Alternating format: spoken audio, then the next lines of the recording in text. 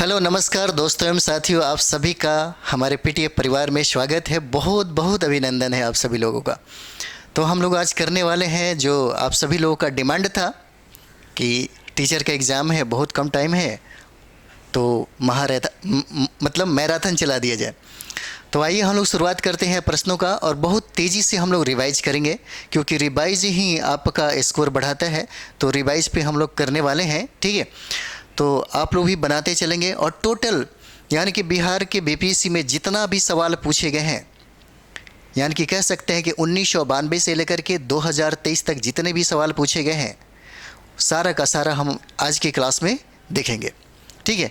और फटाफट आप तैयार हो जाइए इसको थोड़ा सा सीरियस होकर के, ताकि प्रश्न छूटे ना, क्योंकि अधिकतर प्रश्न देखा जाए तो यहीं से बनाए जाते हैं आयोग के द्वारा, ठीक है। तो जो पुराने प्रश्न हैं उसको ज़रूर मेंशन करिएगा, उस पर विचार करिएगा, ठीक है, और अपडेट करने की कोशिश करिएगा।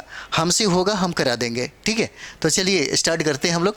देखिए पहला सवाल जो है हमारा, हम लोगों ने किया था 1 से लेकर के 50 तक हम लोगों ने किया था पूरे बिहार के द्वारा, यानी कि बिहार का हिस्ट्री जो है वो हम लोगों ने किया था। तो आइए, ये जो हम लोग सेशन कर रहे हैं वो 51 से शुरू होता है। प्रश्न कहता है यहाँ पे देखिएगा, कहता है कि छोटा नागपुर काश्तकारी कानून कब पारित हुआ। छोटा नागपुर काश्तकारी अगर अधिनियम की बात कर दिया जाए तो कब पारित होता है, तो ये 1908 हो जाएगा। कब होता है ये 1908 हो जाएगा। इसको याद रखिएगा, ये काश्तकारी जो है बार बार प्रश्न पूछा गया है और इसे याद रखेंगे आप, ठीक है। चलिए अगला सवाल हम लोग देखते हैं। अगला सवाल देखिए, कहता है यहाँ पे देखिए, कहता है कि बिहार विधानसभा में अनुसूचित जाति के उम्मीदवारों के लिए कितनी सीटें आरक्षित है। कहता है कि अगर बात कर दें हमारे बिहार में 243 सीटें हैं, किसका, विधानसभा का, उसमें आरक्षित सीटें कितना है। तो बात अगर यहाँ पे हो जाए आरक्षित सीटें, तो एससी के लिए जो आरक्षित सीटें हैं वो 38 हो जाता है, ठीक है। 38 सीटें क्या है, एससी के लिए आरक्षित सीटें हैं। अगर बात कर दिया जाए कि एसटी के लिए कितना है, तो 2 सीटें हैं, और 2 सीटें कौन कौन है, तो कटोरिया और मनोहारी हो जाता है। अगर बात कर दें हम लोग कि लोकसभा में सीटों की संख्या कितना हो जाती है, तो 40 हो जाता है। कितना, 40 हो जाता है। बिहार में लोकसभा सीटों की संख्या कितना होता है, 40 होता है। यही वजह होता है, देखिएगा उत्तर प्रदेश अगर बिहार के लोकसभा सीटों की संख्या अगर मिला दिया जाए, और जो इस पर कब्जा करेगा भारत का प्रधानमंत्री वही होगा, ठीक है। तो क्या होता है 40 सीटें, और 40 सीटों में आरक्षित सीटें कितनी है बिहार में, तो देखिए 6 सीटें हो जाती है। कितना होती है, 6 सीटें हो जाती है। ये लोकसभा में 40 सीटें हैं, जिसमें आरक्षित सीटें कितनी होती है, 6 हो जाती है बिहार में। बिहार विधानसभा में सीटें कितना है, 243, और शेड्यूल कास्ट के लिए जो आरक्षित सीटें हैं वो 38 हो जाता है, और शेड्यूल ट्राइब के लिए 2 सीटें हो जाता है। पूछा जा सकता है कि राज्यसभा में सीटों की संख्या कितना है, तो 16 हो जाएगा। कितना हो जाता है, 16 हो जाएगा राज्यसभा में सीटों की संख्या, ठीक है। और कहता है कि विधान परिषद हमारे बिहार में भी है, द्विसदनीय प्रणाली है। तो विधान परिषद में अगर पूछा जाए कि संख्या कितना है, सीटों की संख्या, तो कितना हो जाएगा, ये देखिए 75 हो जाता है। डिस्ट्रिक्ट कितना है बिहार में, तो 38 डिस्ट्रिक्ट हो जाता है, ठीक है। चलिए अगला हम लोग देखते हैं। अगला हम लोग देखिए, अगला सवाल क्या कहता है। यहाँ पे देखिए अगला सवाल है, यहाँ कहता है कि बिहार में पंचायत निकायों में महिलाओं को 50% आरक्षण किस वर्ष प्रदान किया गया था। 53 नंबर सवाल है। देखिएगा 2006 में, इसका आंसर हम लोग 2006 में क्या किया गया था, महिलाओं को 50% आरक्षण दिया गया था। देखिए अब बिहार इसके लिए बहुत ही ज़्यादा डेवलप वाला काम कर रहा है। अगर कहा जाए तो महिलाओं की सशक्तिकरण के लिए और महिलाओं के विकास और प्रगति के लिए बिहार ने बहुत काम किया। अगर बात कर दें हम लोग बीपीएससी में या दारोगा में देखिए, या सरकारी जितनी भी मतलब जो वैकेंसी है उसमें 35% मतलब बिहार सरकार ने क्या किया, आरक्षण दिया। हालांकि अभी भी बहुत कम है, 50% उनको मिलना चाहिए, ठीक है। तो चलिए, बिहार पंचायत निकाय में महिलाओं का 50% आरक्षण किस वर्ष प्रदान किया, तो ये 2006 हो जाता है, ठीक है। इसको याद रखिएगा। ये पंचायती राज व्यवस्था में देखिएगा 50% महिलाओं को आरक्षण दिया गया है। और ये देखिए कहता है कि मूल रूप से बिहार शब्द का अर्थ क्या होता है। प्रश्न देखिए, कहता है कि मूल रूप से बिहार शब्द का अर्थ क्या होता है। यहाँ से प्रश्न जो पूछा गया है कि बिहार का मतलब, बिहार का अर्थ, बिहार का तादात्म्य, बिहार का आशय क्या है, ये बहुत बार प्रश्न पूछा गया है, इसलिए आप गलती ना करिएगा। 54 नंबर सवाल हो जाता है, क्या हो जाएगा, तो बौद्ध मठ हो जाता है। क्या होता है, बौद्ध मठ हो जाएगा। इसका आंसर क्या होगा, ये हो जाता है बौद्ध मठ। आइए फटाफट हम लोग रिवीजन करें, क्योंकि संख्या आज बहुत ज़्यादा है, आज प्रश्नों की संख्या बहुत ही ज़्यादा हो जाएगा। तो आप लोग फटाफट आपका रिवाइज अच्छा से हो जाए। कहता है यहाँ पे 1866 और 67 के नील खेतीहरों के बिहार में हुए विद्रोह के क्षेत्र की पहचान करें। पहचान करें यहाँ पे कहता है कि 1866-67 के कौन 55 नंबर सवाल क्या कहता है, 55 क्या कहता है कि 1866-67 के नील खेतीहरों के बिहार में हुए विद्रोह के क्षेत्र की पहचान करें। क्षेत्र की पहचान करें तो क्या हो जाएगा, इसमें जरूर आप लोग फटाफट बना लेंगे। इसका आंसर होता है दरभंगा एवं चंपारण। क्या हो जाएगा, इसका सी आंसर होता है दरभंगा और चंपारण हो जाता है। ठीक है, चलिए नेक्स्ट सवाल हम लोग करते हैं। अगला सवाल देखते हैं। देखिएगा अगला सवाल देखिए, पूछा गया है, मैंने आपको कहा कि जितना भी देखिए मिसलेनियस में सबसे ज़्यादा प्रश्न पूछे जाते हैं। अगर हम लोग विविध की बात कर लेते हैं, अगर बिहार के विविध से प्रश्न पूछे जाते हैं तो कम से कम 7 से 8 प्रश्न पूछे जाते हैं विविध से। तो विविध का ये है कि पर्सनालिटी को पढ़िए, एक बार रिवाइज कर लीजिए। यहाँ देखिए कहता है राजकुमार शुक्ल किस गांव के निवासी हैं। 56 नंबर सवाल क्या कहता है, राजकुमार शुक्ल किस गांव के निवासी हैं। तो देखिए इनका गांव का नाम है मुरली भरा हुआ गांव है। कौन सा, मुरली भरा हुआ गांव है। ठीक है, याद रखिएगा इसको, मुरली भरा हुआ। नेक्स्ट सवाल यहाँ पे देखिएगा, नेक्स्ट हमारा सवाल है यहाँ पे देखिए, कहता है कि किसने दुखी आत्मा दुखी हृदय जैसे क्या है पद नामों के तहत लिखकर चंपारण के किसानों की दुर्दशा पे प्रकाश डाला। 57 नंबर सवाल है, क्या हो जाएगा। तो ये देखिए ये जो आदमी है इनका नाम है 57, देखिएगा इनका नाम है पीर मोहम्मद मुनीश नाम है इनका। 57 नंबर सवाल है, क्या पीर मोहम्मद मुनीश ने कहा किसने दुखी आत्मा दुखी हृदय जैसे पद नामों के तहत लिखकर चंपारण के किसानों की दुर्दशा पर प्रकाश डाला। पीर मोहम्मद मुनीश ने। ठीक है, चलिए अगला सवाल हम लोग देखते हैं। अगला सवाल देखिएगा यहाँ पे देखिए, अगला सवाल देखिए सारा का सारा प्रश्न आपको बीपीएससी के द्वारा पूछा गया है। यहाँ पे देखिए बीपीएससी 50 मतलब 56 से लेकर के 59 तक यानी कि पूछा हुआ सवाल है। 2015 में जब एग्ज़ाम हुआ था उस समय ये पूछा गया सवाल है। क्या कहता है यहाँ पे देखिए, कहता है कि इनमें से कौन बिहार के किसान नेता थे। ठीक है, ये किसान नेता आपको यहाँ पे स्वामी विद्यानंद है, स्वामी सहजानंद है और सरदार वल्लभ भाई पटेल है। क्या हो जाएंगे, तो यहाँ पे देखिएगा ये हो जाते हैं, ये आंसर हो जाएंगे। कौन कौन, तो सरदार वल्लभ भाई पटेल है, ये तो होंगे नहीं।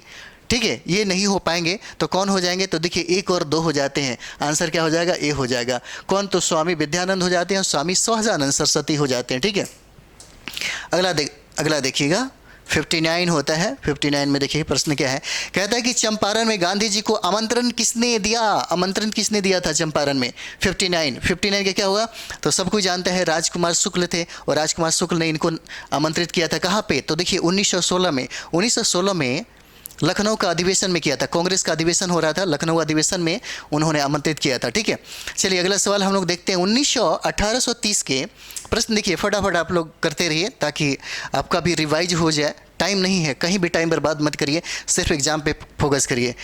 जब भी 1 मिनट का टाइम मिलता है सिर्फ पढ़ाई के लिए। कहता है कि 1830 के दशक में पटना नगर केंद्र था किसके लिए, तो बहावी आंदोलन के लिए। 60 नंबर क्या होता है, बहावी आंदोलन के लिए होता है ये। ठीक है, इसका आंसर होता है आपका डी, बहावी आंदोलन के लिए। ठीक है, चलिए अगला सवाल हम लोग देखते हैं। यहाँ पे कहता है कि भागलपुर में नमक सत्याग्रह का नेतृत्व, क्या कहता है कि भागलपुर में नमक सत्याग्रह का नेतृत्व किसने किया था, नमक सत्याग्रह का। तो क्या हो जाएगा, तो देखिएगा ये हो जाता है आपका, अगर बात कर दिया जाए तो क्या हो जाएंगे, देखिए एक बार 61 का क्या हो जाता है, तो महादेवलाल सराफ नाम होता है इनका। क्या होता है, तो 61 का देखिएगा क्या हो जाता है, महादेवलाल सराफ हो जाते हैं। ठीक है, भागलपुर में नमक सत्याग्रह का नेतृत्व यही करते हैं। 62 नंबर सवाल देखते हैं हम लोग। 62 नंबर क्या कहता है, देखिए कहता है कि निम्नलिखित में से किस नगर में सूर्य मंदिर स्थित है। मंदिर कहाँ पे, सूर्य मंदिर, तो देखिए देव में हो जाता है। और देव कहाँ है, तो ये औरंगाबाद में पड़ेगा। ठीक है, औरंगाबाद में पड़ता है। चलिए अगला सवाल हम लोग देखते हैं। यहाँ पे देखिए अगला सवाल है 1930 और 32 में बरही कांग्रेस ने सफलतापूर्वक अंग्रेजी हुकूमत को किस जिले से नाकाम कर दिया था। किस जिले से नाकाम कर दिया था, तो 63 नंबर क्या हो जाएगा, तो देखिएगा ये नाकाम किया था मुंगेर हो जाएगा, मुंगेर जिले से नाकाम कर दिया। क्या कहता है 1930 और 32 में बरही कांग्रेस ने सफलतापूर्वक अंग्रेजी हुकूमत किस जिले से नाकाम कर दिया, तो किस जिले, तो ये होता है मुंगेर हो जाता है। क्या हो जाएगा, मुंगेर हो जाता है। ठीक है, चलिए अगला प्रश्न हम लोग देखते हैं। अगला प्रश्न देखिए कहता है, और ये देखिए सारा का सारा 64वीं बीपीएससी में यह प्रश्न पूछा गया। कहता है कि इनमें से देखिए कहता है कि इनमें से बिहार में पहले कांग्रेस मंत्रिसभा का नेतृत्व किया था किसने। 64 नंबर सवाल क्या हो जाता है, तो 64 नंबर क्या हो जाएगा, तो देखिएगा इसमें कहता है कि इनमें से किसने बिहार में पहले कांग्रेस मंत्रिसभा का नेतृत्व किया था, कौन हो जाएंगे, तो देखिए ये श्री कृष्ण सिंह हो जाते हैं। कौन हो जाएंगे, श्री कृष्ण सिंह हो जाएंगे। ठीक है, चलिए अगला देखते हैं हम लोग। 65 नंबर सवाल हम लोग देखते हैं, बिहार के प्रथम मुख्यमंत्री कौन हो जाएंगे, तो बिहार के प्रथम मुख्यमंत्री कौन हो जाते हैं, श्री कृष्ण सिंह हो जाते हैं। ठीक है, यही सवाल पूछ दिया दोबारा। चलिए अगला देखते हैं। 1939 में बिहार में अंबारी सत्याग्रह, इसको याद रखिएगा आप लोग। ठीक है, 65वें बीपीसी में पूछा गया है और 66 नंबर ये सवाल हो जाता है, 66 हो जाता है, क्या हो जाएगा, तो कहता है कि सन 1939 में बिहार में अंबारी सत्याग्रह का नेतृत्व किसने किया था। अंबारी सत्याग्रह की बात कर दिया जाए, अंबारी सत्याग्रह तो क्या हो जाएगा, ये देखिए ये राहुल सांस्कृत्यायन हो जाते हैं। कौन हो जाते हैं, राहुल सांस्कृत्यायन हो जाते हैं। इसको याद रखिएगा, अंबारी सत्याग्रह कब, तो 1939 में बिहार में अंबारी सत्याग्रह का नेतृत्व किसने किया था, तो राहुल सांस्कृत्यायन हो जाएंगे। ठीक है, चलिए अगला सवाल हम लोग देखते हैं। कहता है कि वर्ष, देखिए कहता है कि किस वर्ष झारखंड राज्य अस्तित्व में आया। 67 नंबर सवाल है, किस वर्ष झारखंड राज्य अस्तित्व में आया, कब आता है, तो 2000 में आता है। कब आता है, 2000 में आता है। ठीक है, चलिए अगला सवाल हम लोग करते हैं। अगला सवाल यहाँ देखिए, यह प्रश्न है, कहता है कि बलदेव सहाय ने महाधिवक्ता के पद से त्यागपत्र कब दे दिया था, तो आपको पता होगा कि भारत छोड़ो आंदोलन के समय 1942 में उन्होंने क्या कर दिया था, त्यागपत्र दे दिया था। इसका आंसर क्या हो जाएगा, ए हो जाता है। ठीक है, ए हो जाता है। और ये स्वतंत्रता यानी कि जब चल रही थी भारत छोड़ो आंदोलन, उसी समय इन्होंने क्या कर दिया था, महाधिवक्ता के पद से उन्होंने त्यागपत्र दे दिया। ठीक है, अगला सवाल देखिएगा, ये प्रश्न पूछा हुआ है। कहता है कि रामविलास पासवान ने अपना राजनीतिक सफर किस राजनीतिक दल से प्रारंभ किया। 69 सवाल है, क्या हो जाता है, तो 69 का क्या हो जाता है, देख लीजिए 69 का, ये देखिए संयुक्त सोशलिस्ट पार्टी से इन्होंने अपना राजनीतिक सफ़र क्या हुआ, शुरुआत किया था। ये होता है सी आंसर, संयुक्त सोशलिस्ट पार्टी से। किनके बारे में पूछता है कि रामविलास पासवान ने अपना राजनीतिक सफ़र किस राजनीतिक दल से प्रारंभ किया, तो क्या हो गया, संयुक्त सोशलिस्ट पार्टी से ये स्टार्ट करते हैं। चलिए अगला सवाल हम लोग देखते हैं, यहाँ पे 70 देखते हैं। देखिए कहता है 70 नंबर सवाल, देखिए कहता है कि बिहार के राजनीतिक स्वर्गीय रघुवंश प्रसाद सिंह पहली बार किस लोकसभा के लिए निर्वाचित हुए थे। ठीक है, किस लोकसभा के लिए निर्वाचित हुए थे, तो कौन निर्वाचित हुए थे, रघुवंश प्रसाद सिंह। तो कौन सा हो जाता है, तो देखिए ये 11वीं लोकसभा हो जाता है। कौन सा, तो देखिए 11वीं लोकसभा हो जाएगा। ठीक है, ये होता है 11वीं लोकसभा हो जाता है। और देखिएगा अगर बात कर दें हम लोग, तो देखिएगा बिहार में जितना भी इतिहास है, यानी कि 1992 से लेकर के 2023 तक जो इतिहास ने पूछा है, मैंने आपको आज ख़त्म किया। ठीक है, और लेकिन बिहार स्पेशल अभी स्टार्ट है, क्योंकि बिहार स्पेशल सिर्फ एक सब्जेक्ट से नहीं बनता। इसमें आपको मिलेगा इतिहास, ज्योग्राफी, पॉलिटी, इकोनॉमिक्स, ठीक है, और उसके बाद विविध मिसलेनियस, ठीक है, और उसके बाद अलग से देखेंगे तो करेंट अफेयर्स हो जाता है। ठीक है, तो इसकी वैल्यू सबसे ज़्यादा मानी जाती है आपके बिहार स्पेशल का, इसकी वैल्यू बहुत ही ज़्यादा है। ठीक है, तो चलिए इसी में देखते हैं अगला हम लोग। देखिए जनसंख्या और नगरीकरण से आपको, इसके बाद जनसंख्या और नगरीकरण से देखिएगा, मैंने आपको बताया जनसंख्या से निश्चित तौर पे 2 प्रश्न पूछे जाते हैं।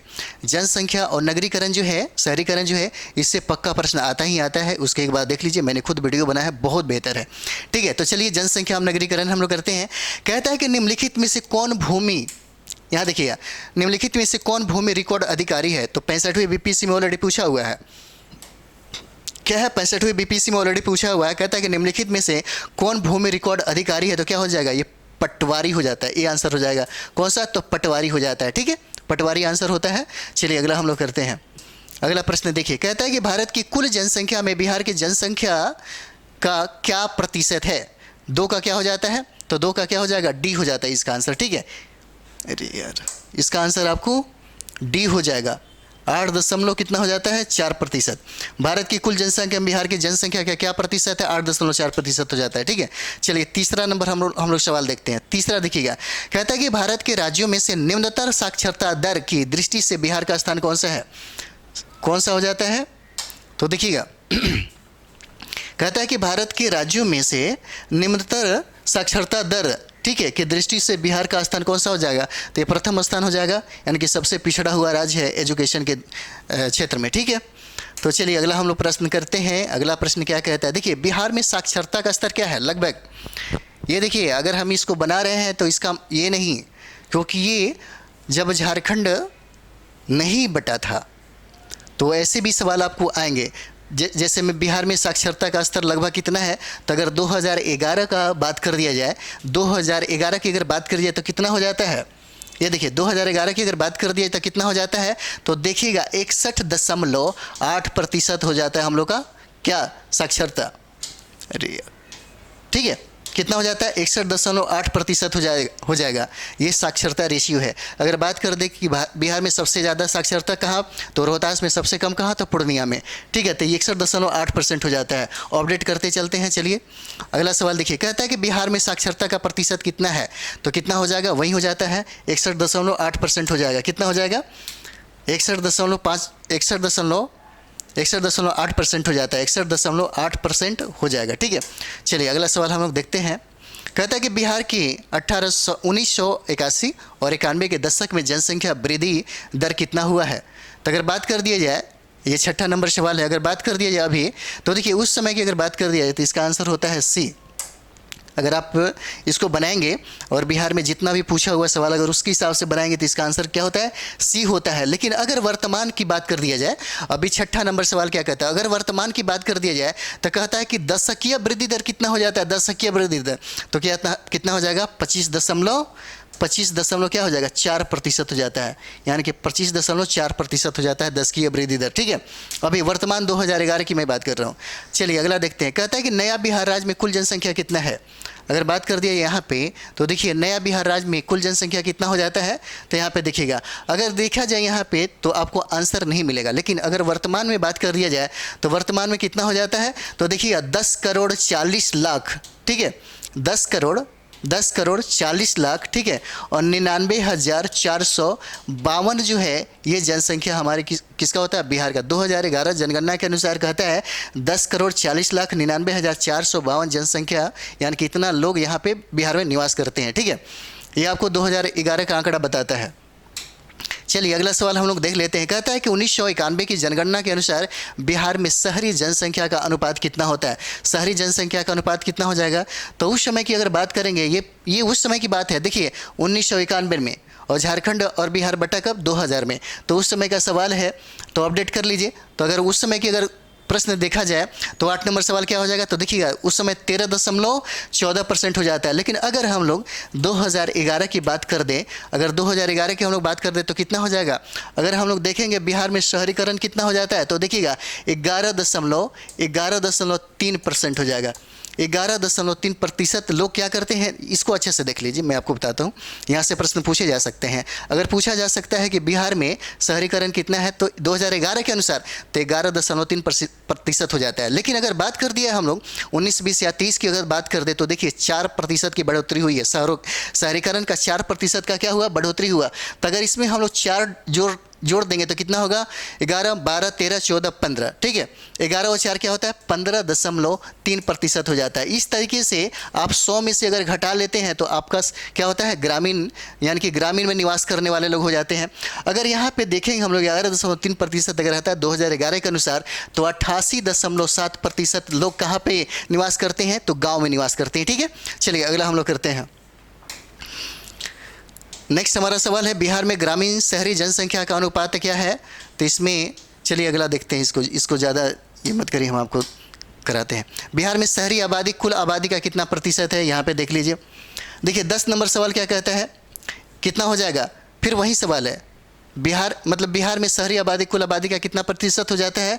तो यहाँ पे देखिए कितना हो जाएगा, तो देखिए 11.3% हो जाता है। ठीक है, 11.3%। अगर ग्रामीण की बात कर दिया तो 88.7% हो जाता है। ठीक है, चलिए अगला सवाल हम लोग देखते हैं। यहाँ पे कहता है कि जनसंख्या घनत्व के आधार पर बिहार का स्थान कितना है।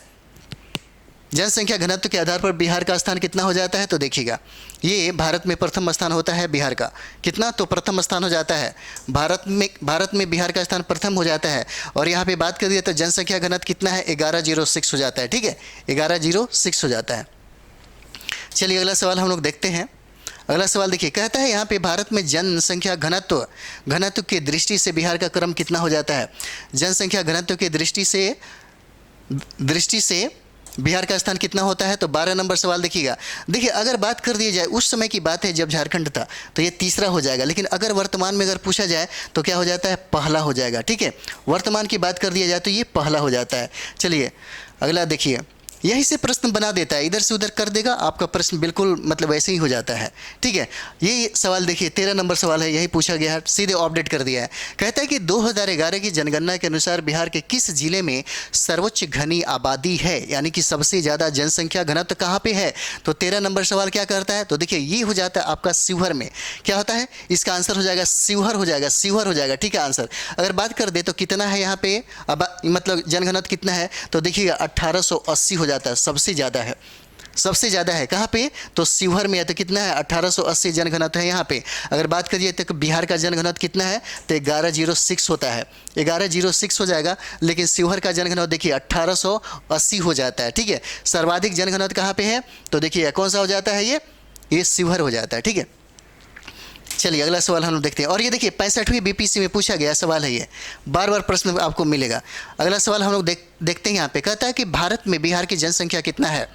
अगर यहाँ पे देखा ही जाए, यहाँ वाला सवाल देखिए, कहता है कि भारत में बिहार की जनसंख्या कितना है? तो ये कितने स्थान पे आता है? तो तीसरा हो जाता है। कौन सा हो जाएगा? तीसरा हो जाएगा।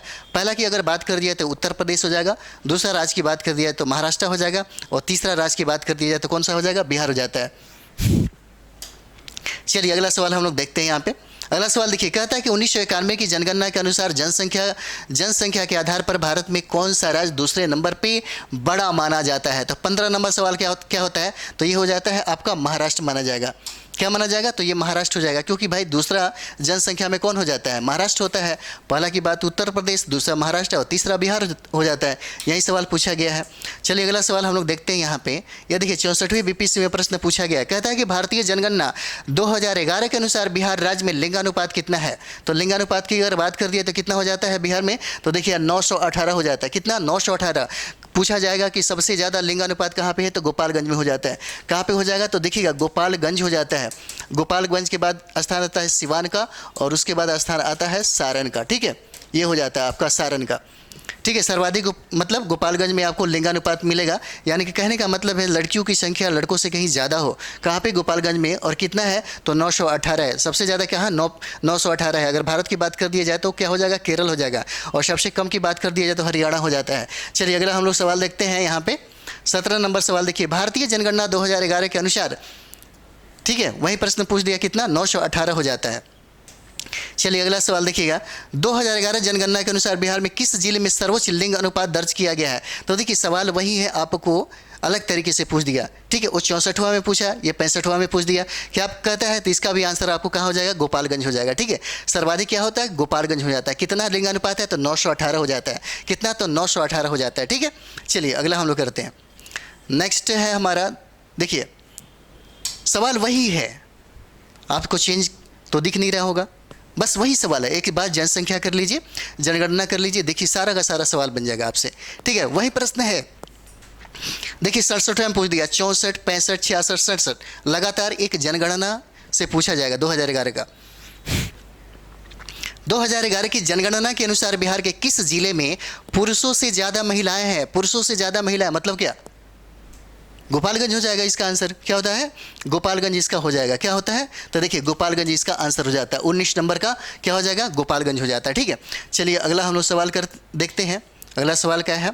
20 नंबर कहता है कि 2017-18 में बिहार राज्य में कृषि में कार्यरत जनसंख्या कितना प्रतिशत है? भाई कितना प्रतिशत जनसंख्या है? और ये देखिए 64वीं, एक मिनट, ये देखिए 64वीं बीपीएससी में प्रश्न पूछा गया। कहता है कि 17-18 में बिहार राज्य में कृषि में कार्यरत जनसंख्या कितना प्रतिशत है? ये 20 नंबर सवाल है। कितना हो जाएगा?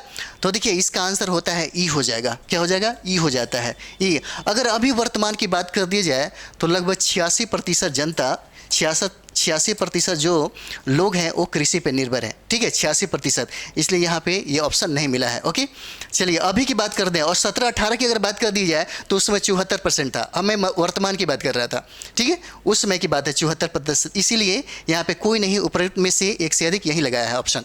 ठीक है, चलिए अगला सवाल हम लोग देखते हैं। बिहार में सबसे कम जनसंख्या वाला जिला कौन सा है? 21 नंबर सवाल देखिए क्या कहता है कि बिहार में सबसे कम जनसंख्या वाला जिला कौन सा हो जाएगा? तो देखिए ये होता है आपका शेखपुरा हो जाएगा। कौन सा हो जाएगा? तो देखिए ये होता है आपका शेखपुरा। बिहार में सबसे कम जनसंख्या वाला जिला कौन सा होता है, हो जाएगा? तो देखिए अगर बात कर दे, देखिए हम लोग को शेखपुरा दे दिए, लेकिन इसमें शेखपुरा ये ऑप्शन में नहीं है, तो ये होता है लोहरदग्गा। लेकिन कब की बात है? ये उस समय की बात है जब झारखंड का बंटवारा नहीं हुआ था, झारखंड साथ में था, झारखंड बिहार दोनों साथ में था। तो 21 नंबर सवाल का क्या होता है यहाँ पे देखिए, तो अगर वर्तमान में देखा जाए 2000 सबसे कम जनसंख्या, तो क्या होता है? शेखपुरा का हो जाएगा। ठीक है, हमारे बिहार में शेखपुरा हो जाता है। ठीक है, चलिए ये जनगणना से सवाल है, ये खत्म हो जाता है। और मिसलेनियस की बात कर दें हम लोग यहाँ पे, ये सारा का सारा पूछा हुआ सवाल है, यहीं से अपडेट करके आपको प्रश्न बनाए जाएंगे। ये देखिए 63 में ये पूछा गया सवाल है, कहता है कि बिहार के निम्नलिखित जिलों में कौन सा जिला नेपाल के साथ सीमा साझा नहीं करती है? ठीक है, नेपाल का मैंने कहा था मैप ले लीजिए, और मैप को क्या करिए कि थोड़ा सा कोई दीवार हो तो वहाँ पर लगाइए और बार बार मैप को देखिएगा। जिला जो है उत्तर प्रदेश से कितने सटते हैं, झारखंड के साथ कितना सटता है, उसके बाद आप देखेंगे पश्चिम बंगाल के साथ, उसके बाद आप देखेंगे नेपाल के साथ। तो देखिएगा अगर इसको आप देख रहे होते तो आराम से बन जाएगा। तो कहता है कि बिहार के निम्नलिखित जिलों में से कौन सा जिला नेपाल के साथ सीमा साझा नहीं करता है, तो कौन सा हो जाएगा? तो देखिए ये होता है आपका, देखिए ऑप्शन नंबर क्या हो जाएगा? तो देखिए ये होता है आपका पूर्णिया हो जाएगा। ठीक है, क्या होता है? पूर्णिया हो जाएगा। और देखिए पश्चिमी चंपारण से लेकर के आप सीधे किशनगंज तक आते हैं तो वहाँ पे 7 जिले, एक से लेकर के यहाँ पर काउंट करेंगे तो 7 जिले आपको अंतर्राष्ट्रीय सीमा से साझा करती है। ठीक है, यानी कि वो मतलब नेपाल के साथ अपना सीमा रेखा बनाती है। ठीक है, तो ये हो जाता है, इसको याद कर लीजिएगा, बार बार देखिएगा तभी आपको बन जाएगा आराम से। चलिए अगला सवाल हम लोग देखते हैं यहाँ पे। ये 63वीं बीपीएससी में पूछा गया है। ठीक है, 63वीं में पूछा गया, कहता है कि निम्नलिखित में से कौन सा भारत के लिए राज्यों में मौजूद एकमात्र यूनेस्को विश्व धरोहर स्थल है? तो कौन सा हो जाएगा भाई? तो देखिए उपरोक्त में से इसका आंसर आपको होता है क्या? ई हो जाएगा। क्या होता है? 2 का अगर देखा जाए तो इसका ई हो जाता है। देखिए नालंदा अगर विश्वविद्यालय, नालंदा की बात कर दी जाए तो यूनेस्को में कब किया गया? तो 2016 में। कब किया गया? 2016 में। अगर बात कर दें महाबोधि विहार की तो कब किया गया महाबोधि विहार को? तो देखिए ये 2002 में होता है। 2002 में यूनेस्को की धरोहर सूची में इसको शामिल कर लिया गया। ठीक है, याद रखिए नालंदा के बौद्ध मठ है 2016 में, और महाबोधि जो बिहार है उसको क्या किया गया? 2002 में किया गया। ठीक है, शामिल किया गया है किसमें? तो देखिएगा यूनेस्को विश्व धरोहर स्थल में शामिल किया गया है। चलिए अगला देखते हैं हम लोग। 63वीं बीपीएससी में सवाल पूछा गया है। ये देखिए 64 सवाल पूछा गया है, कहता है कि बिहार आर्थिक सर्वेक्षण पहली बार किस वित्तीय वर्ष के लिए प्रकाशित किया गया था? ठीक है, तीसरा नंबर सवाल है, क्या हो जाएगा? तो देखिए 2006 और 7 हो जाता है। तीसरा नंबर क्या हो जाएगा? 2006-7 हो जाएगा। कहता है कि बिहार आर्थिक सर्वेक्षण पहली बार किस वित्तीय वर्ष के लिए प्रकाशित किया गया है? तो कब किया गया है? 2006-7 के लिए। प्रश्न कब पूछा गया है? तो देखिए 64वीं बीपीएससी में पूछा गया है।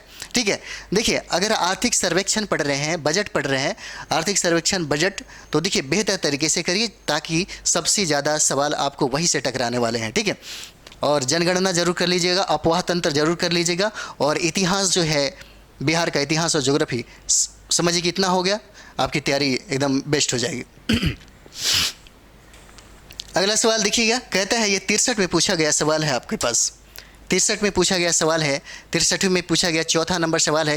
ये देखिए क्या कहता है? कहता है कि भारतीय वन अनुसंधान, क्या कहता है?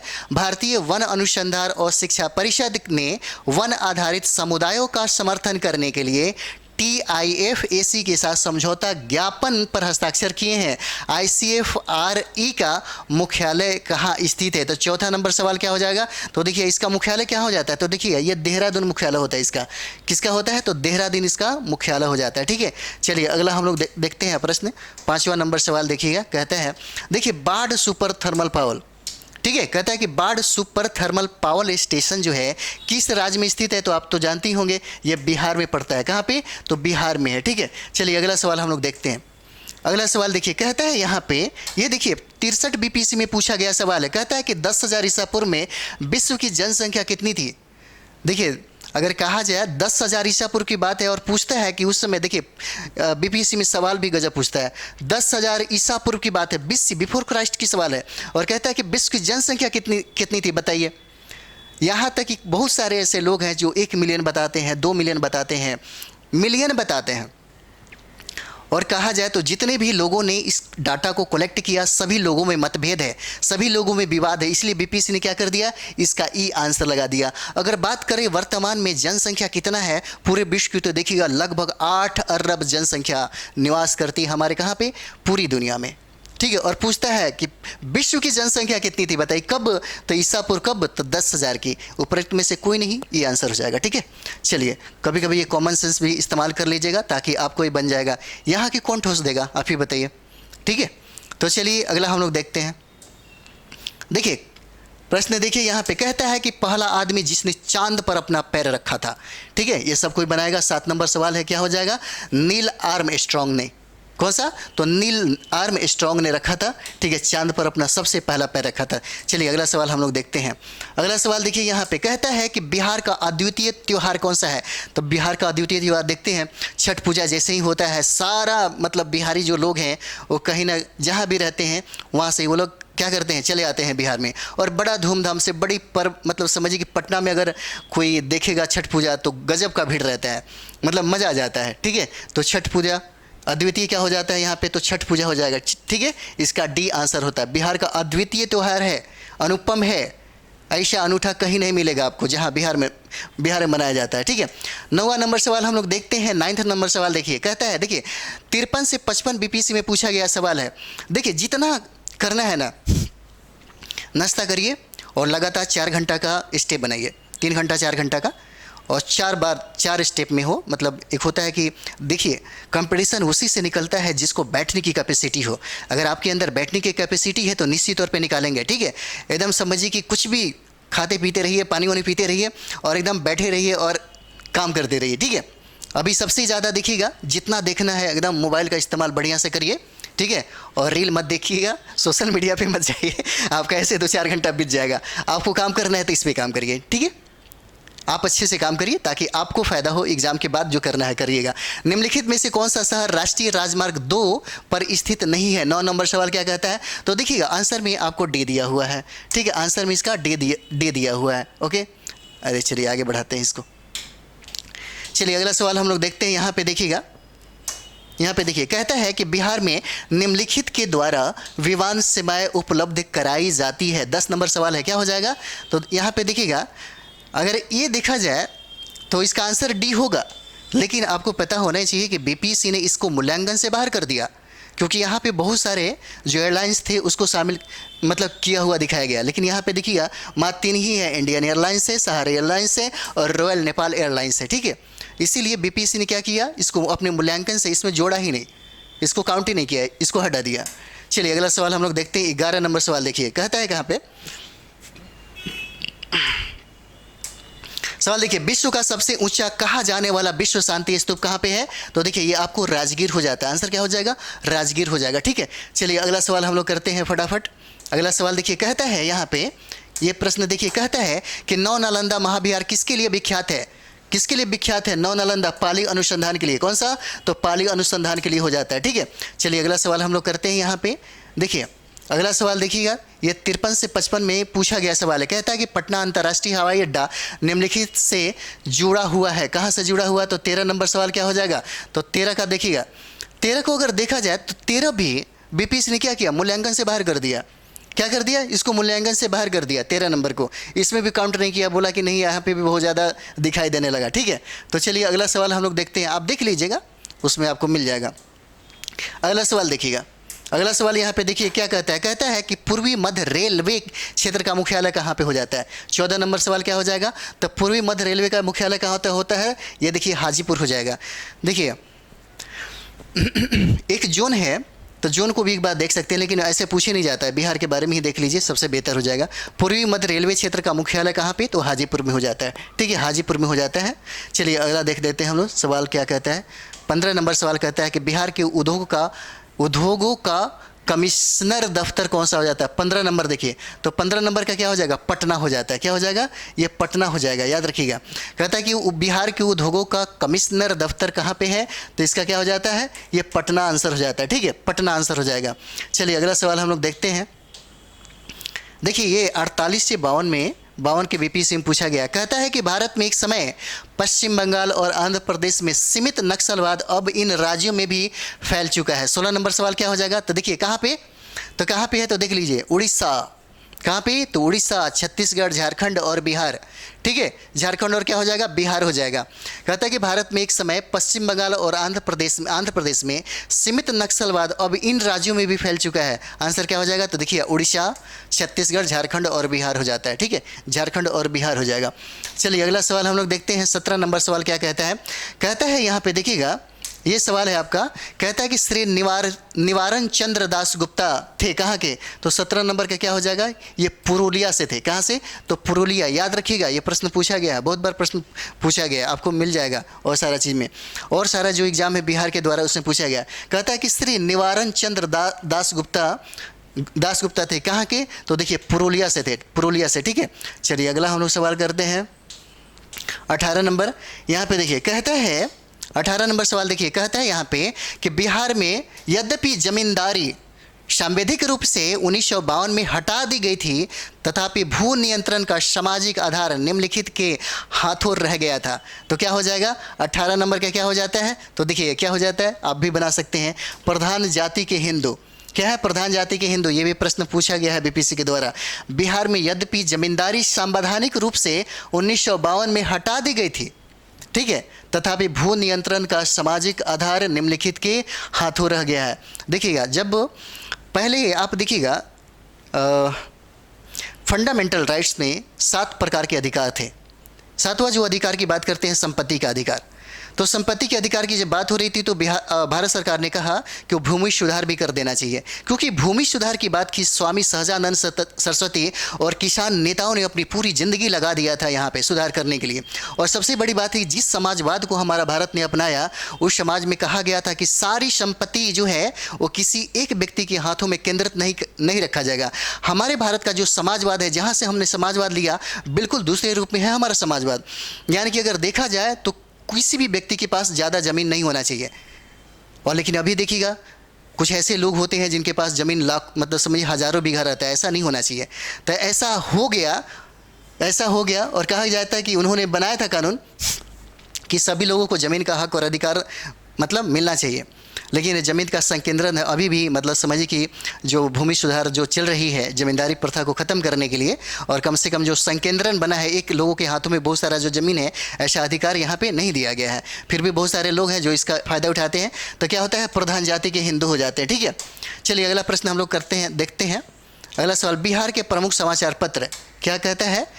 ये देखिए 19 नंबर सवाल क्या कहता है? 19 नंबर कहता है कि बिहार के प्रमुख समाचार पत्र बिहारी के संपादक कौन थे? 19 नंबर क्या हो जाएगा? तो बिहारी के संपादक कौन हो जाता है? तो देखिएगा, ये बाबू महेश्वर प्रसाद हो जाते हैं। कौन हो जाएंगे? बाबू महेश्वर प्रसाद हो जाते हैं। ठीक है, कहता है कि बिहारी के संपादक कौन है भाई? तो बाबू महेश्वर प्रसाद हो जाएंगे। ठीक है, कौन? बाबू महेश्वर प्रसाद हो जाएंगे। चलिए अगला हम लोग देखते हैं। देखिए, दक्षिण गंगोत्री स्थित है। प्रश्न क्या है? दक्षिण गंगोत्री स्थित है। 20 नंबर सवाल हो जाता है। क्या हो जाएगा? तो देखिएगा क्या हो जाता है, अंटार्कटिका में। ठीक है, दक्षिण गंगोत्री की अगर बात कर दिया, स्थित है कहाँ पे है भाई? तो ये देखिए अंटार्कटिका में स्थित है। कहाँ पे? तो अंटार्कटिका में स्थित हो जाएगा। चलिए अगला सवाल हम लोग करते हैं। अगला सवाल देखिए क्या कहता है। यहाँ पे देखिए 53 से लेकर के 55वें बीपीएससी में प्रश्न पूछा गया है। कहता है कि निम्नलिखित में से कौन सी पुस्तक तिलक ने लिखी है? तो तिलक ने कौन सा लिखा? रहस्य, गीता रहस्य लिखा उन्होंने।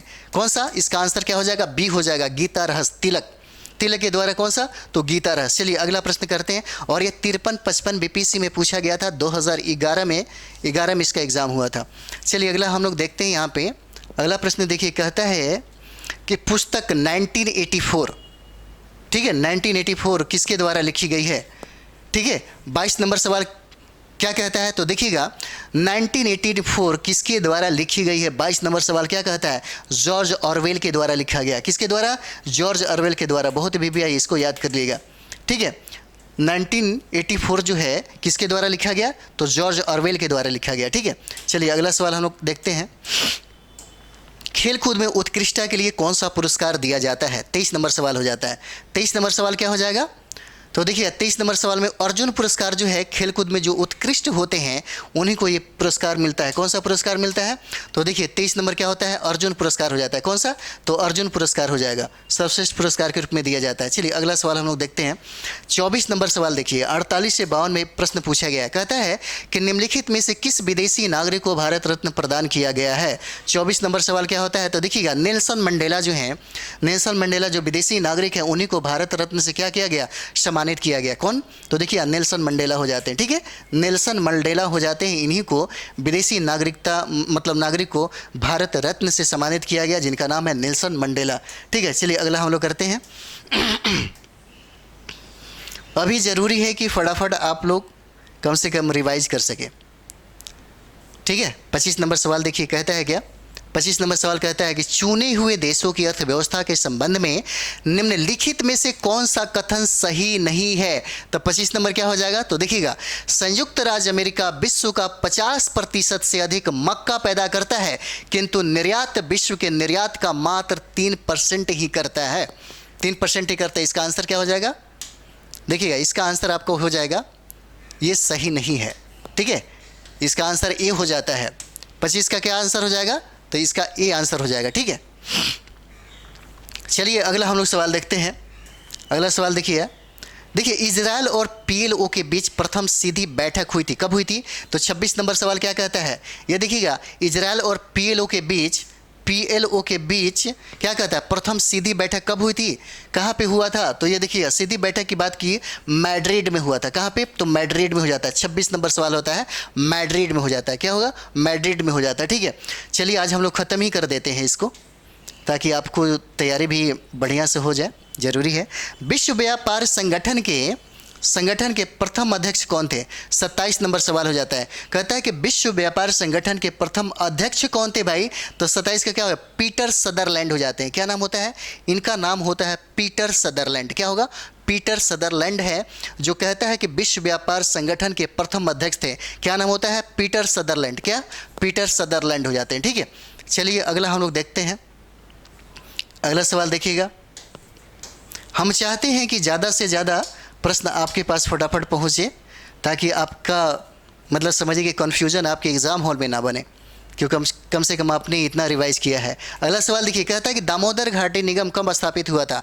28 नंबर सवाल क्या होता है? तो देखिए, कहता है कि दामोदर घाटी निगम कब स्थापित हुआ था? तो क्या हो जाएगा? ये देखिए, दामोदर घाटी जो निगम है ये 1948 में होता है। कौन सा? 1948। और एक चीज़ और देखते हैं, कभी कहा जाता है जवाहरलाल नेहरू के बारे में, वो कभी मंदिर में प्रवेश नहीं किए, मंदिर गया ही नहीं बंदा, लेकिन उन्होंने इस डैम को भारत की माता कहा। ठीक है, ये देखिए, दामोदर घाटी निगम को उन्होंने क्या किया? भारत की माता कहा। भारत की माता, ये बहुत बड़ी बात है, भारत की माता कहा।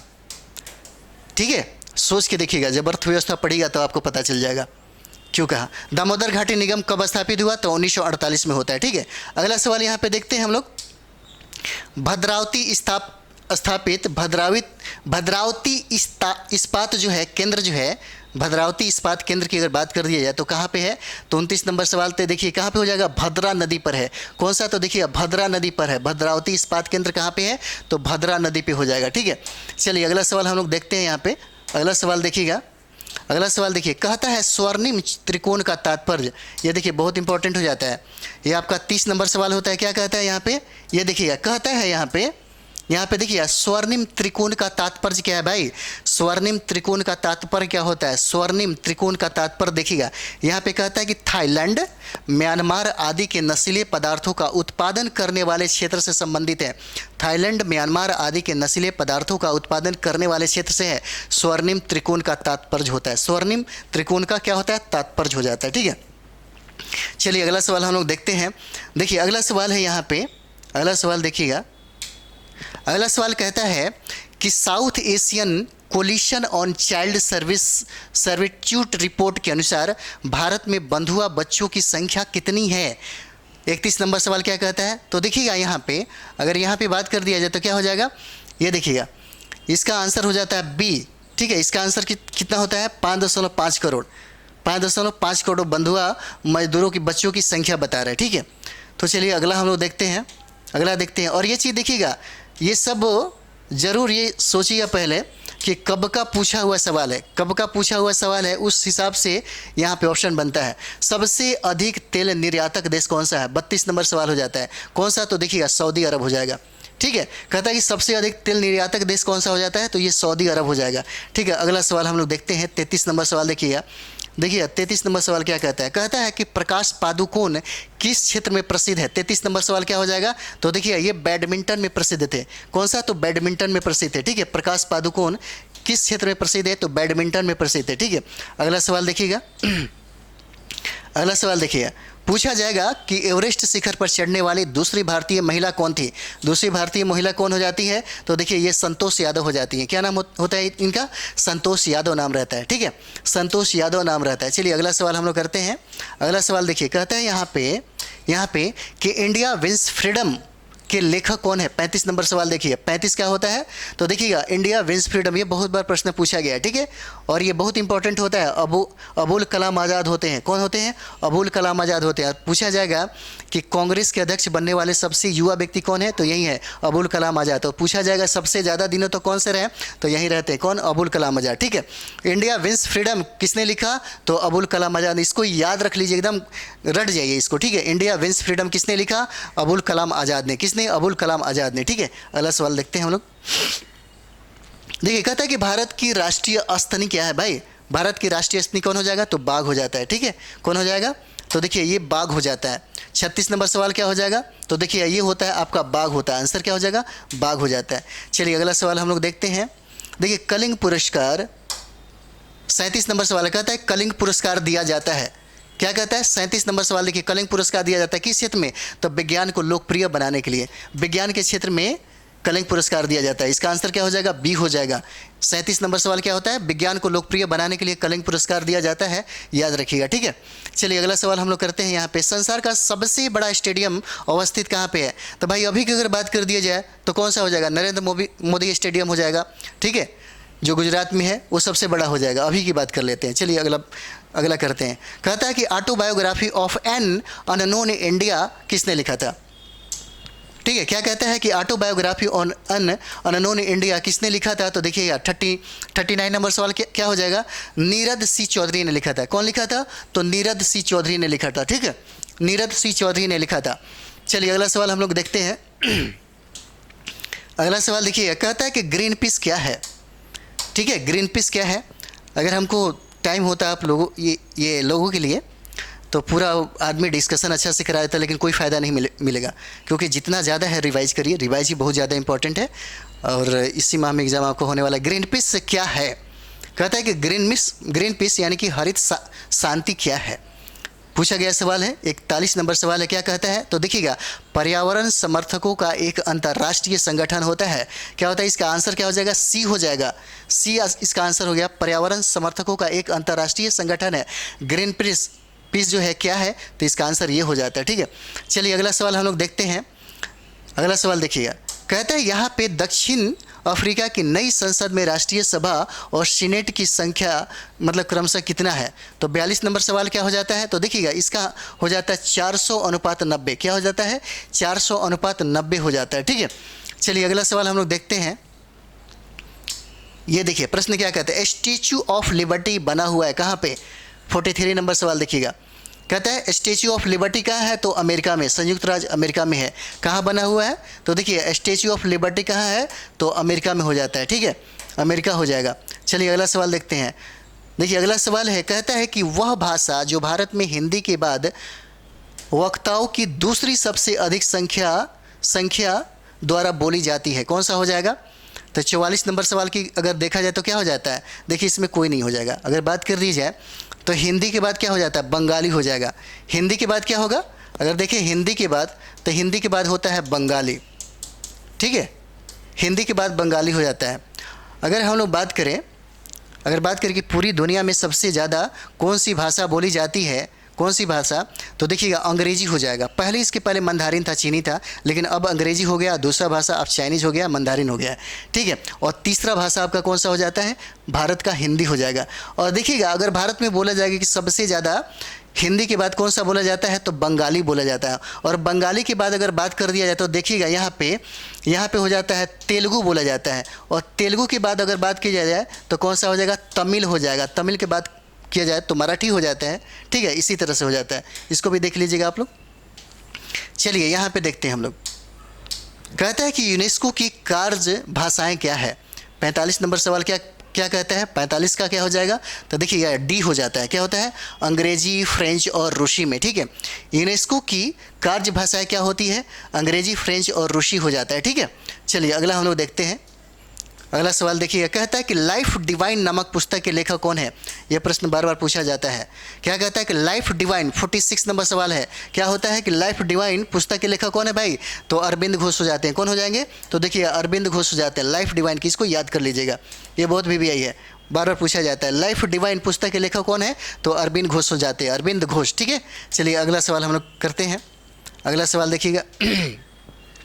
देखिए इसमें सवाल है, द मुर्स लास्ट साई के लेखक कौन हो जाते हैं? द मुर्स क्या है प्रश्न? कहता है कि द मुर्स लास्ट साई के लेखक कौन हो जाते हैं? तो ये देखिए इसका आंसर हो जाता है सलमान रुश्दी। कौन हो जाता है? सलमान रुश्दी हो जाएंगे। ठीक है, सलमान रुश्दी हो जाते हैं। आज पूरे बिहार का जितना भी है मिसलेनियस है, टोटल का टोटल ख़त्म कर लीजिए। ठीक है, एक ही बार में ख़त्म कर लिए। जितना भी सवाल पूछा गया है BPSC के द्वारा, टोटल का टोटल मिसलेनियस और टोटल का अधिकतर हम कोशिश करते हैं कि ख़त्म हो ही जाए। ठीक है, तो आइए हम लोग देखते हैं। कहता है कि निम्नलिखित देशों में कौन अमेरिकी शस्त्रों का सबसे बड़ा खरीदार है? शस्त्रों का सबसे बड़ा खरीदार 48 नंबर क्या हो जाएगा? तो देखिएगा, निम्नलिखित देशों में कौन अमेरिकी शस्त्रों का सबसे बड़ा क्या है?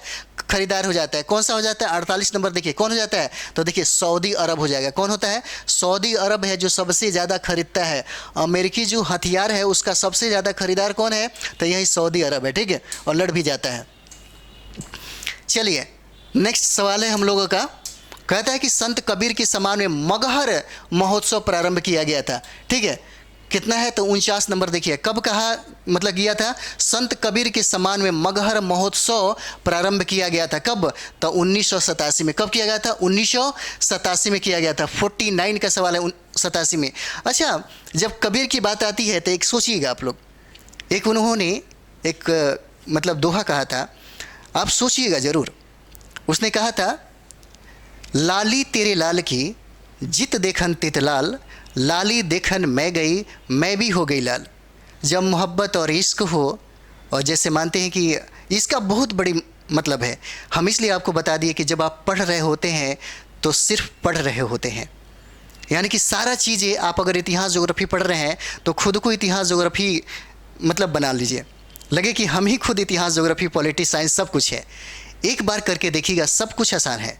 दुनिया में इंसान ही हासिल किया है। अगर बात कर दिया जाए तो देखिएगा हमारे भारत में सबसे ज़्यादा पढ़ा लिखा इंसान कौन था? इतनी किताबों का अध्ययन करने वाला तो दुनिया का कोई भी, यानी कि मार्क्स ने भी कहा जाता है कि पूरे विश्व में सबसे ज़्यादा पढ़ा लिखा आदमी मार्क्स था। ठीक है, जिसने अपने लाइब्रेरी में इतनी मतलब किताबें रखी थी और सारे किताबों का अध्ययन होकर कर लिया था। लेकिन उससे भी कहीं ज़्यादा किताबों का अध्ययन करने वाले हमारे भारत के रहने वाले थे, और उनका नाम है डॉक्टर B.R. अम्बेडकर। 35,000 से कहीं ज़्यादा किताबों को पढ़ा। उस व्यक्ति का ब्रेन कितना ज़बरदस्त होगा, सोच के देखिए। आप भी तो वही हैं, आप भी चाहें तो कुछ भी कर सकते हैं। ठीक है, और ये कबीर का जो मतलब जो कहते हैं दोहा जो था, उसको एक बार सोच के देखिएगा, खुद को बड़ा अच्छा लगेगा। संत कबीर के सम्मान में मगहर महोत्सव प्रारंभ किया कब हुआ? 1987 में हुआ। ठीक है, चलिए अगला हम लोग सवाल करते हैं। अगला सवाल देखिए, अगला कहता है कि पूर्व सोवियत संघ, क्या है प्रश्न? कहता है कि पूर्व सोवियत संघ का कौन सा पहला गणराज्य था जिसने अपने को स्वतंत्र घोषित किया? 50 नंबर सवाल क्या हो जाएगा? तो देखिए क्या होता है? तो देखिए लिथुआनिया हो जाता है। 50 का क्या हो जाएगा? लिथुआनिया हो जाएगा। क्या हो जाता है? सबसे पहला कंट्री की अगर बात कर दी जाए तो देखिए कौन सा हो जाता है? लिथुआनिया हो जाता है। कहता है कि पूर्व सोवियत संघ का कौन सा पहला गणराज्य था? ठीक है, पहला गणराज्य था जिसने अपने को स्वतंत्र घोषित कर लिया। कौन हो जाएगा? तो देखिए लिथुआनिया हो जाता है। इसका आंसर क्या हो जाएगा? लिथुआनिया आंसर होता है। ठीक है, चलिए अगला हम लोग करते हैं। अगला देखिए, कहता है कि किस खेल के लिए थॉमस कप पुरस्कार दिया जाता है। ठीक है, ये 51 नंबर सवाल है। क्या कहता है, किस खेल के लिए थॉमस कप पुरस्कार दिया जाता है? तो याद रखिएगा, हर खेल का अपना अपना एक संबंध होता है। किसके साथ? तो बैडमिंटन के साथ हो जाता है। 51 का क्या हो जाएगा? तो डी, बैडमिंटन के साथ हो जाता है। थॉमस कप किस में दिया जाता है? बैडमिंटन खिलाड़ी को दिया जाता है। चलिए अगला सवाल देखिए, कहता है कि डुरंड कप किस खेल से संबंधित है? अच्छा, एक चीज़ और भी बता देते हैं आपको, जो कप है किसका संबंध किसके साथ है उसको याद कर लीजिएगा। 8-10 है, उसको रट लीजिएगा, वहाँ से प्रश्न पूछ ही जाते हैं। मिसलेनियस में बहुत ही बीबीआई एक प्रश्न पक्का पूछता है। ठीक है, आप उसको जरूर याद कर लीजिएगा। ठीक है, तो देखिए आपका स्कोर कितना अच्छा बढ़ेगा। कहता है कि डुरंड कप किस खेल से संबंधित है? 52 नंबर सवाल क्या हो जाता है? तो डुरंड कप का संबंध किससे है? तो फुटबॉल से हो जाता है। क्या हो जाता है? तो ये देखिए फुटबॉल से हो जाता है। ठीक है, चलिए अगला सवाल देखते हैं हम लोग। अगला सवाल देखिए, कहता है यहाँ पे 20वीं शताब्दी का आखिरी कुंभ मेला कहाँ मनाया गया? कब का? तो देखिए 20वीं शताब्दी का आखिरी कुंभ मेला कब मनाया गया? 53 नंबर सवाल हो जाता है। क्या होता है? तो देखिए हरिद्वार में। कहाँ पे? तो हरिद्वार में मनाया गया। ठीक है, पूछ दिया 20वीं शताब्दी का आखिरी कुंभ मेला कहाँ पे? तो हरिद्वार में। ठीक है, चलिए अगला सवाल हम लोग देखते हैं। देखिए यहाँ पे देखिए क्या कहता है, यहाँ पे कहता है कि जंतर मंतर का निर्माण किया था किसने? ये बहुत बार प्रश्न पूछा गया था। 54 नंबर सवाल है, जंतर मंतर का निर्माण किसने किया था? ये दिल्ली में है, महाराजा जय सिंह के द्वारा। किसके द्वारा? जय सिंह के द्वारा। याद रखिएगा, ये बहुत ही बीबीआई है, इसको याद रखिएगा। ठीक है, जय सिंह के द्वारा क्या किया गया था? जंतर मंतर का निर्माण किया गया था। ठीक है, चलिए अगला सवाल हम लोग आते हैं। अगला सवाल आपका अच्छा से तैयारी हो जाए। कहता है एक वयस्क भारतीय हाथी का भार लगभग कितना होता है? 55 नंबर सवाल क्या कहता है? एक वयस्क भारतीय हाथी का भार लगभग कितना हो जाता है? तो देखिएगा 5000 किलोग्राम हो जाएगा। कितना? 5000 किलोग्राम। ये 38वें बीपीएससी में प्रश्न पूछा गया है। ठीक है, और अगला सवाल हम लोग देखिए क्या कहता है। 56 है, कहता है कि स्विट्जरलैंड में बोली जाने वाली प्रधान भाषा कौन सी है भाई? 56 नंबर सवाल क्या कहता है? कहता है कि स्विट्जरलैंड में बोली जाने वाली प्रधान भाषा कौन सी होती है? तो जर्मनी, फ्रेंच और इटालियन। कौन सा? डी ऑप्शन होता है, जर्मनी, फ्रेंच और इटालियन होता है स्विट्जरलैंड में बोली जाने वाली प्रधान भाषा। देखिएगा इतना स्टैंडर्ड धीरे धीरे बढ़ता जा रहा है। ऐसे ऐसे प्रश्न पूछे जाएंगे तो फिर देखिएगा कितना ये हो जाएगा। स्विट्जरलैंड में बीपीएससी का सवाल है, स्विट्जरलैंड में बोली जाने वाली प्रधान भाषा कौन सी है? तो देखिए कौन? जर्मनी, फ्रेंच और इटालियन हो जाता है। ठीक है, चलिए अगला देखते हैं हम लोग। अगला सवाल देखिए, कहता है कि भारत में जन्मे 2 अमेरिकी नागरिक जिन्हें विज्ञान के क्षेत्र में नोबेल पुरस्कार मिला 57 कौन हो जाएंगे? तो देखिएगा ये नाम बहुत इंपॉर्टेंट है, याद रखिए। हरगोविंद खुराना हो जाते हैं और एस चंद्रशेखर हो जाते हैं। कौन हो जाते हैं? तो हरगोविंद खुराना हो जाएंगे और एस चंद्रशेखर हैं। और दो क्या है? भारत में जन्मे 2 अमेरिकी नागरिक हैं जिन्हें विज्ञान के क्षेत्र में क्या दिया? तो नोबेल पुरस्कार मिला हुआ था। उनका नाम क्या है? हरगोविंद खुराना और एस चंद्रशेखर होते हैं। ठीक है, चलिए अगला सवाल हम लोग करते हैं। अगला सवाल देखिए, कहता है वह कौन एकमात्र भारतीय है जिसको ग्रेट ब्रिटेन ने लॉर्ड का खिताब दिया था? ठीक है, 58 नंबर सवाल देखिए क्या कहता है। 58 कहता है कि वह कौन एकमात्र भारतीय है जिसको ग्रेट ब्रिटेन ने लॉर्ड का खिताब दिया था? तो कौन हो जाएंगे? 58 का देखिएगा, 58 का क्या हो जानते हैं? तो देखिए स्वराज पाल हो जाएंगे। इसका नाम क्या होता है? स्वराज पाल होता है, स्वराज पाल होता है। ठीक है, चलिए अगला सवाल देखते हैं। 59 देखिए 59 का देखिए, कहता है कि इन देशों में कौन सा देश संयुक्त राष्ट्र संघ का अस्थायी सदस्य नहीं है? तो कौन हो जाएगा? ये जर्मनी हो जाता है। कौन सा देश हो जाता है? तो देखिए ये जर्मनी हो जाएगा। इन देशों में से कौन सा देश संयुक्त राष्ट्र संघ का क्या है? अस्थायी सदस्य नहीं है। तो कौन है? जर्मनी नहीं हो जाएगा। ठीक है, चलिए अगला सवाल देखते हैं। 60 नंबर कहता है कि सदी का शुरुआत में हवाई जहाज का आविष्कार किसने किया था? कुछ आविष्कार है जिसको आप लोग याद रख सकते हैं, अच्छा रहेगा। ठीक है, और किसने किया था? अगर हवाई जहाज़ की बात किया जाए तो हवाई जहाज़ का आविष्कार किसने किया था? तो सबको पता होगा, राइट ब्रदर्स ने किया था। किसने? राइट ब्रदर्स ने किया था। ठीक है, चलिए अगला सवाल हम लोग देखते हैं। अगला सवाल देखिए, कहता है कि टेलीस्कोप की खोज किसने किया था? किस वैज्ञानिक ने किया था? टेलीस्कोप की खोज किसने किया था? 63 नंबर सवाल क्या हो जाएगा? तो देखिए गैलीलियो ने किया था। किसने किया था? तो देखिए गैलीलियो हो जाता है। कौन होता है? ये गैलीलियो हो जाता है। ठीक है, टेलीस्कोप की खोज किस वैज्ञानिक ने किया? तो गैलीलियो ने किया। ये सब याद रखिए। आविष्कार कुछ 8-10 है जो आप याद कर लीजिएगा, बार बार पूछे जाते हैं लेकिन आजकल अब नहीं पूछने लगे हैं। ठीक है, अब इनको नहीं पूछा जाता है। कहता है कि निम्नलिखित में से किस खनिज द्वारा लोहा प्राप्त किया जाता है? किस खनिज द्वारा क्या किया जाता है? लोहा प्राप्त किया जाता है। कौन सा होगा? हेमेटाइट के द्वारा। निम्नलिखित में से किस खनिज द्वारा लोहा प्राप्त किया जाता है? किसके द्वारा? हेमेटाइट के द्वारा। याद रखिएगा। चलिए 62 नंबर सवाल देखते हैं। कहता है कि निम्नलिखित में से किस खनिज द्वारा लोहा प्राप्त किया जाता है? तो वही प्रश्न है, हेमेटाइट के द्वारा हो जाता है। ठीक है, अगला सवाल देखिए, कहता है कि मदर टेरेसा की जन्मभूमि थी कहाँ पे? देखिए 64 नंबर सवाल हो जाता है। 64 नंबर क्या हो जाता है, तो देखिएगा मदर टेरेसा की जन्मभूमि कहाँ हो जाती है भाई, कि अल्बानिया में। कहाँ पे, तो अल्बानिया। मदर टेरेसा की जन्मभूमि कहाँ हो जाती है, अल्बानिया में हो जाती है। ठीक है, चलिए अगला सवाल हम लोग देखते हैं। अगला सवाल देखिए, कहते हैं यहाँ पे कि कौन से दो राज चंदन तस्कर वीरप्पन से आत्मसमर्पण के लिए वार्तालाप कर रहे थे। 65 नंबर सवाल हो जाता है। कौन हो जाता है, कर्नाटक और तमिलनाडु। सोचिए इतना खूंखार हो गया था वीरप्पन, बहुत पहले की बात है। कर्नाटक और तमिलनाडु, ये सवाल पूछा गया है बीपीएससी के द्वारा। चलिए अगला सवाल हम लोग देखते हैं यहाँ पे।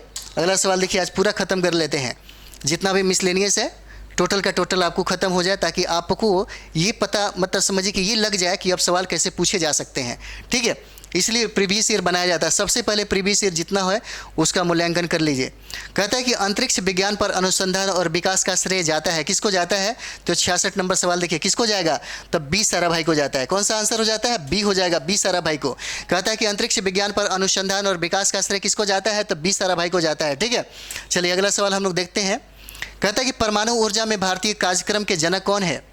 ठीक है, 67 नंबर सवाल क्या हो जाते हैं, तो देखिएगा एच.जे. भाभा हो जाते हैं। कौन हो जाएंगे, परमाणु के, तो देखिए क्या हो जाते हैं यहाँ पे, परमाणु ऊर्जा में भारतीय कार्यक्रम के जनक कौन हो जाते हैं भाई, कौन हो जाएंगे, एच.जे. भाभा हो जाते हैं। ठीक है, इसको याद रखिएगा, परमाणु ऊर्जा में भारतीय कार्यक्रम के जनक हो जाते हैं एच.जे. भाभा, इसको याद रखिएगा अच्छा से। ठीक है, चलिए अगला सवाल हम लोग देखते हैं।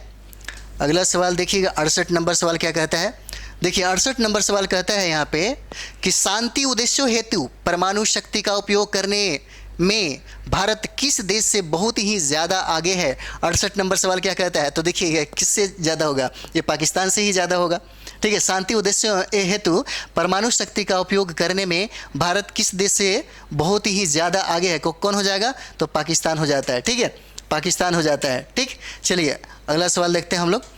भारत में निर्मित टैंक का नाम बताइए कौन सा है, 69। ये देखिए भारत में निर्मित टैंक का नाम है अर्जुन, नाम रखा गया। क्या नाम रखा गया, तो देखिए अर्जुन नाम रखा गया इसका। ठीक है, अर्जुन नाम रखा गया, इसका आंसर बी हो जाएगा। चलिए अगला सवाल देखते हैं हम लोग। देखिए अगला सवाल है, यहाँ कहता है कि मुहाजिर कौमी आंदोलन क्या है। 70 नंबर सवाल देखिएगा। 70 नंबर सवाल क्या कहता है, कहता है कि मुहाजिर कौमी, क्या कहता है, मुहाजिर कौमी आंदोलन क्या है, तो 70 नंबर का क्या हो जाएगा, पाकिस्तान में बसे उत्प्रवासी मुसलमानों का एक राजनीतिक दल है। इसका आंसर क्या हो जाएगा, बी हो जाएगा। मुहाजिर कौमी आंदोलन क्या है, तो पाकिस्तान में बसे उत्प्रवासी मुसलमानों का एक राजनीतिक दल होता है। ठीक है, चलिए अगला सवाल हम लोग करते हैं। 71 नंबर सवाल देखिएगा। कहता है कि न्यूजीलैंड में पाया जाने वाला, देखिए क्या कहता है कि न्यूजीलैंड में पाया जाने वाला उड़नहीन पक्षी कौन सा है, तो क्या हो जाएगा, कीवी हो जाएगा। ठीक है, देखिए ये होता है इसका 71 नंबर का क्या हो जाता है, सी आंसर हो जाएगा। ठीक है, चलिए अगला सवाल हम लोग देखते हैं।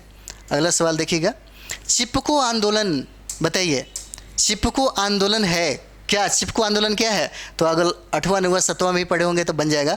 वृक्षों को बचाने के लिए आंदोलन चलाई जा रही थी। ठीक है, वृक्षों को बचाने के लिए आंदोलन चलाई जा रही थी और चिपको आंदोलन ही है। ठीक है, चलिए अगला सवाल हम लोग देखते हैं, ऑपरेशन ब्लैक बोर्ड। ठीक है, ये हमारा 73 नंबर सवाल होता है। ऑपरेशन ब्लैक बोर्ड क्या है भाई, ऑपरेशन ब्लैक बोर्ड, तो देखिए विद्यालय शिक्षा के राष्ट्रीय कार्यक्रम को सुधारने के लिए बनाया गया था। इसका आंसर क्या हो जाएगा, बी हो जाएगा। कौन सा, तो विद्यालय शिक्षा के राष्ट्रीय कार्यक्रम को सुधारने के लिए क्या किया था, इसको बनाया गया था, यह योजना, तो ऑपरेशन ब्लैक बोर्ड। ठीक है, ऑपरेशन ब्लैक बोर्ड हो जाता है। अब देखिए ये प्रश्न कहता है कि स्टार टीवी का मालिक कौन है भाई, स्टार टीवी का मालिक कौन सा है। 74 नंबर कौन हो जाएगा, तो रूपर्ट मर्डोक हो जाते हैं। कौन से हो जाते हैं, देखिए रूपर्ट मर्डोक हो जाते हैं। ठीक है, 74 नंबर सवाल हो जाता है। चलिए अगला सवाल हम लोग देखते हैं। 75 नंबर सवाल क्या कहता है, तो देखिए कहता है कि पंचशील की मुख्य विशेषता क्या है। 75 नंबर सवाल देखिए, 75 का क्या हो जाएगा, कहता है कि पंचशील की मुख्य विशेषता क्या है, तो देशों के मध्य मित्रता और शांतिपूर्ण सह-अस्तित्व। क्या होता है, इसका आंसर डी हो जाएगा। देशों के मध्य मित्रता और शांतिपूर्ण सह-अस्तित्व हो जाता है। ठीक है, चलिए अगला सवाल हम लोग देखते हैं। 76 नंबर सवाल देखिए, कहता है कि प्रथम भारतीय उपग्रह आर्यभट्ट कब छोड़ा गया था। क्या कहता है कि प्रथम भारतीय उपग्रह आर्यभट्ट कब छोड़ा गया था, तो 76 नंबर सवाल देखिए क्या कहता है, तो 19 अप्रैल 1975 को। कब, तो 19 अप्रैल 1975 को। इसका आंसर क्या हो जाएगा, बी होता है। इसको याद रखिएगा, प्रथम भारतीय उपग्रह आर्यभट्ट को कब छोड़ा गया, तो 19 अप्रैल 1975 को छोड़ा गया। ठीक है, 19 अप्रैल 1975 को, याद रहना चाहिए। ठीक है, चलिए अगला हम लोग देखते हैं। देखिए रामेश्वरम किस राज्य का हिस्सा है, प्रश्न क्या पूछता है कि रामेश्वरम किस राज्य का हिस्सा है? 77 नंबर सवाल हो जाता है, क्या हो जाएगा? तो देखिए 77 क्या हो जाता है, ये तमिलनाडु में है, ठीक है, तमिलनाडु में है। एक मिनट,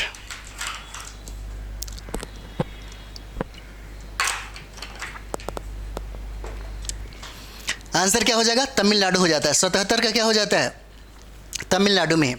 यानी कि रामेश्वरम की अगर बात कर दिया तो रामेश्वरम जो है वो तमिलनाडु राज्य में ही स्थित है, ठीक है। चलिए अगला सवाल हम लोग देखते हैं। विश्व में किस देश ने स्वयं को हिंदू राष्ट्र घोषित किया है? देखिए ये सवाल क्या है, 78 नंबर सवाल है। कहता है कि विश्व में कौन ऐसा देश है जो खुद को हिंदू राष्ट्र घोषित किया गया है? तो आपका ही पड़ोसी है और आपका अंतर्राष्ट्रीय सीमा उससे जोड़ता है, कौन है? तो नेपाल हो जाता है। इसका आंसर क्या हो जाएगा? तो नेपाल हो जाता है, ठीक है, नेपाल हो जाएगा।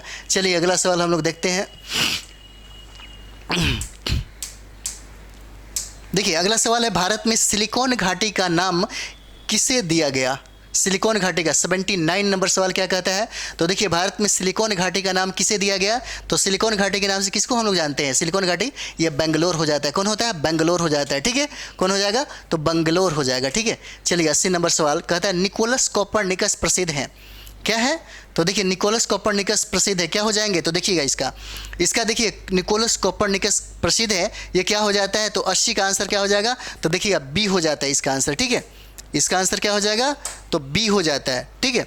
इसका आंसर देखिएगा बी हो जाता है, ठीक है।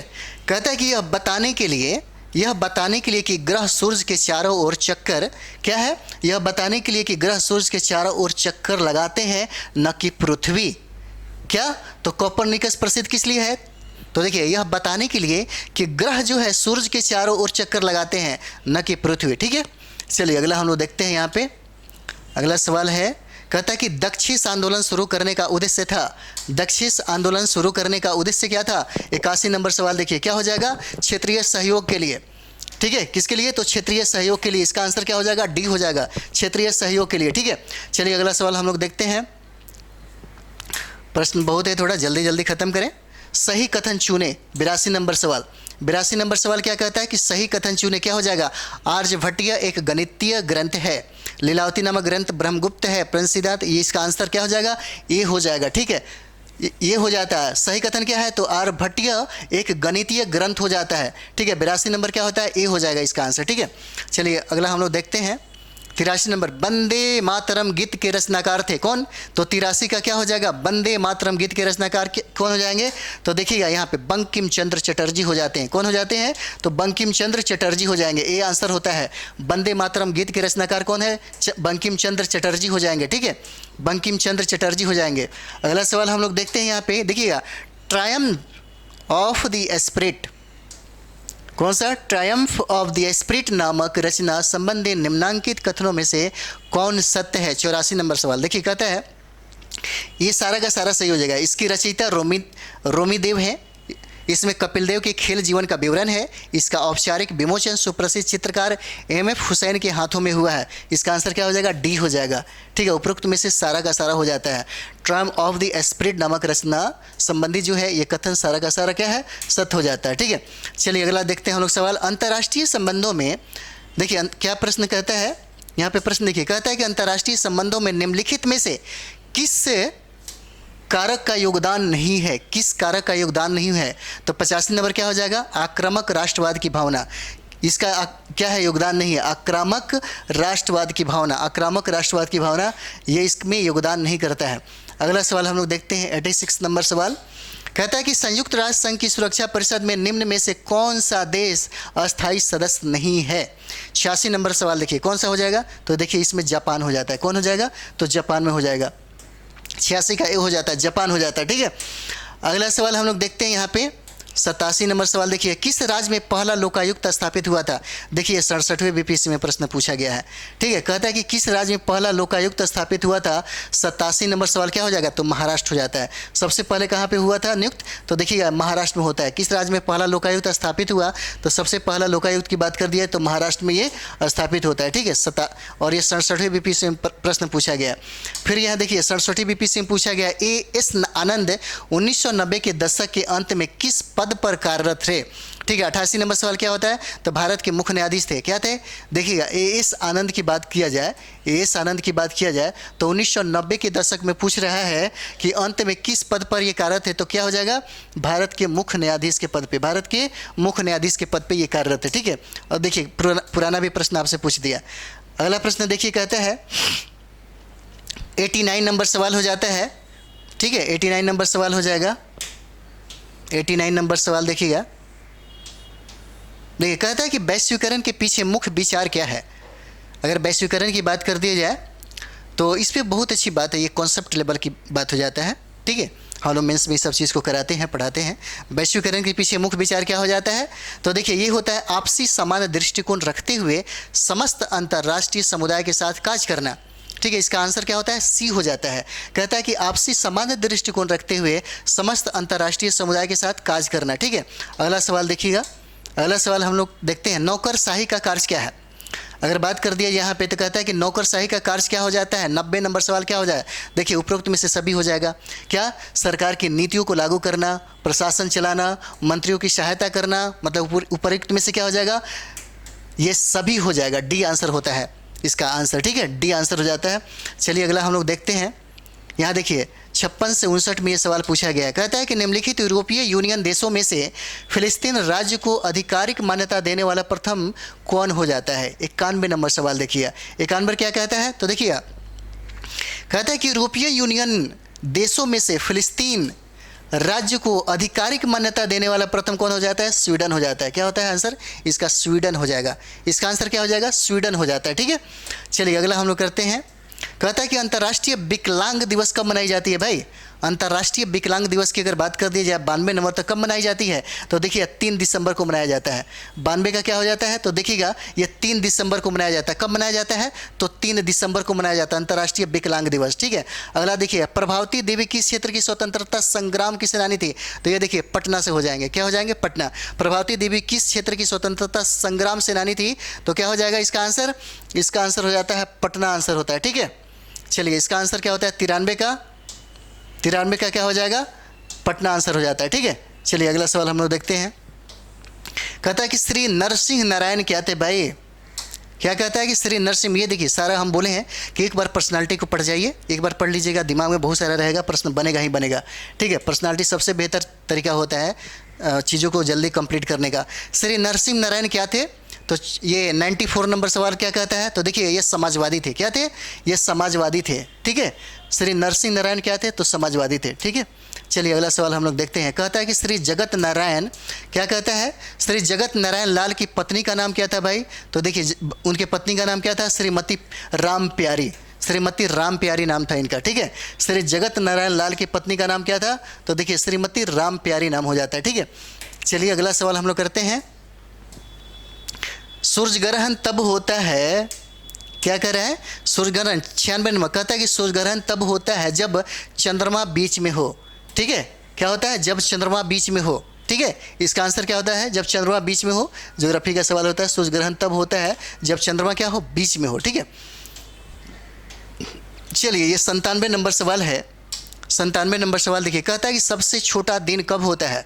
97 सबसे छोटा दिन कब होता है भाई, सबसे छोटा दिन तो ये कब हो जाएगा, 22 दिसंबर को होता है। कब होता है, 22 दिसंबर को होता है। ठीक है, ये कब हो जाता है, 22 दिसंबर को होता है।